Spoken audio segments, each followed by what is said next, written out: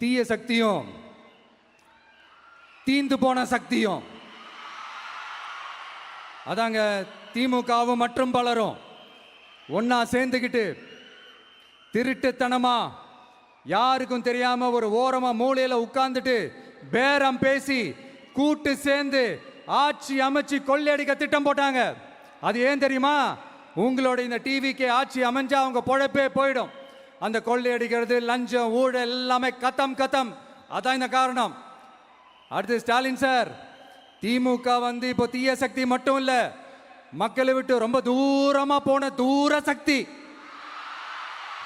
ஓர சக்தி, கோர சக்தி, பார சக்தி. நீங்க எப்போ இந்த தீந்து போன சக்தியோட நீங்க கூட்டு சேர்ந்துக்கிட்டு ஆட்சி அமைக்கணும்னு நினைச்சீங்களோ அப்பவே இந்த திமுக தூர்ந்து போன சக்தியாகவும் ஆயிடுச்சு.